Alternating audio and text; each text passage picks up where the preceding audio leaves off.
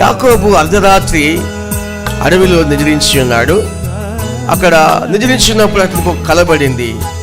ఆ కలను బట్టి చాలా భయపడిపోయాడు. అక్కడ దేవుని సన్నిధిని చూశాడు, దేవుని కాంతిని చూశాడు, దేవదూతలను చూశాడు. వెంటనే ఆ అడవిలో యాకోబు మోకరించి ప్రార్థన చేస్తా ఉన్నాడు. నిశ్చయంగా మీరు ఇక్కడ ఉన్నారు దేవా, నీ సన్నిధి కాంతి ఇక్కడ కనిపించింది. అయ్యా, నేను వెళ్ళే మార్గాల్లో మీరు నాకు తోడుగా ఉన్నట్లయితే తప్పకుండా నేను నీకు బలిపీఠం కడతాను. అయ్యా, నేను చేసే పనులలో తోడుగా ఉండి నా కష్టాలను దీవించినట్లయితే తప్పకుండా దాంట్లో నుంచి 10వ వంతు నీకు ఇచ్చేస్తాను.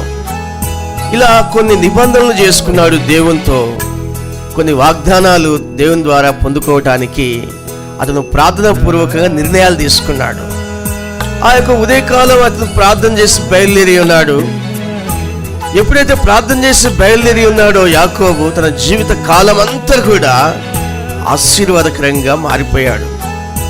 ఆ యొక్క ఆశీర్వాదం అతనికి మాత్రమే కాదు, అతను ఏ చోట పాదం మోపితే ఆ చోట ఉన్న ప్రజలు కూడా ఆశీర్వాదాలు పొందుతున్నారు.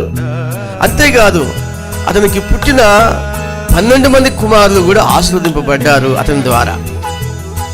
మనము దేవుని ద్వారా పొందుకున్న ఆశీర్వాదం మన వరకే ఆగిపోవద్దు. మనం ఎక్కడికి వెళ్తే అక్కడికి ఆ ఆశీర్వాదం వ్యాప్తి చెందాలి. మనం ఎక్కడ ఉంటే అక్కడ ఉన్న ప్రజలకు కూడా వెళ్ళాలి. అంతేకాదు, మన పిల్లలకు కూడా చెందాలి. ఈ విధంగా దేవుని ఆశీర్వాదాలు పొందుట కొరకు మనము ప్రతి ఉదయం కూడా ఆయన సన్నిధిలో మోకరించి ప్రార్థిస్తే చాలా మంచిది.